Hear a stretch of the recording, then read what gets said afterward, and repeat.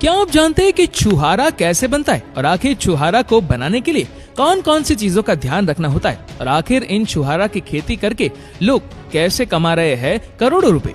जानकारी के लिए बता दें कि छुहारा को खजूर से ही बनाया जाता है। इस प्रोसेस में सबसे पहले खजूर को उगाने के लिए इनके बीजों का इस्तेमाल किया जाता है। इस बीज को मिट्टी से भरे पोट्स में डाला जाता है। इसके बाद इन बीजों के ऊपर थोड़ी मिट्टी और डाल दी जाती है। अब इस मिट्टी को जमाने के लिए पानी को स्प्रे किया जाता है। इसके बाद इन पोट्स में इतना पानी डाला जाता है ताकि ये मिट्टी अच्छी तरह से भीग जाए।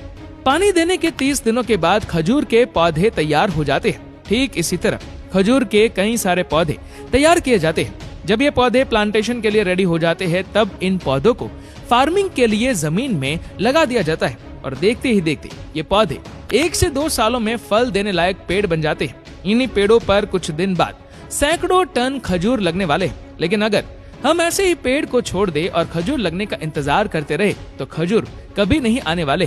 पेड़ में खजूर लगने के लिए एक प्रोसेस करना होता है जिसे पॉलिनेजन कहा जाता है, जिसमें एक पेड़ केवल मादा का होता है और दूसरा नर का होता है और नर अलग अलग खजूर की किस्म होती है। इसीलिए इसमें फल लगने के लिए इसको फर्टिलाइज करना होता है।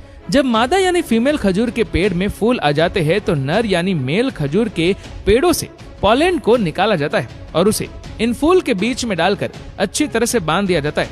फर्टिलाइजेशन की वजह से कुछ हफ्तों बाद ही खजूर में छोटे छोटे हरे रंग के फल आना शुरू हो जाते हैं, जिसके बाद खजूर के कई सारे गुच्छे आना भी शुरू हो जाते हैं। जिसके बाद इन खजूर के ऊंचे ऊंचे पेड़ों पर चढ़कर इन खजूर के गुच्छों को तोड़कर नीचे फेंक दिया जाता है। इन सारे गुच्छे को तोड़ लेने के बाद इनको बड़े बड़े ट्रकों में भर लिया जाता है, जिसके बाद इनको छुहारा जिस जगह बनाया जाता है उसी जगह ले जाकर अनलोड कर दिया जाता है।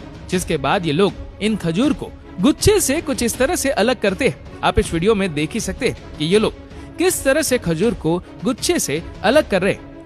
कई जगहों पर कुछ इस तरह से भी खजूर को गुच्छे से अलग किया जाता है। जिसके बाद इन सारे खजूरों को इन टोकरियों में भर लिया जाता है। जिसके बाद इन टोकरियों को पानी से भरे हुए एक बड़े से बर्तन में धोने के लिए डाला जाता है।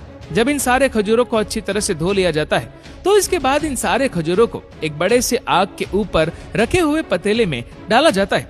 दोस्तों, ये कोई छोटा मोटा पतीला नहीं होता बल्कि एक बहुत बड़ा पतीला होता है जिसमें खजूर की सिर्फ एक टोकरी ही नहीं बल्कि कई सारी टोकरियां डाली जाती है और साथ साथ इसमें खाने का सोडा भी मिलाया जाता है। जिसके बाद इसको 10 से 15 मिनट तक उबाला जाता है।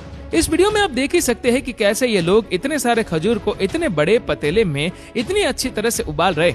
जिसके बाद इन सारे खजूरों को 5 से 6 दिनों तक खुली धूप में सूखने के लिए छोड़ दिया जाता है और सूखने के बाद ये खजूर कुछ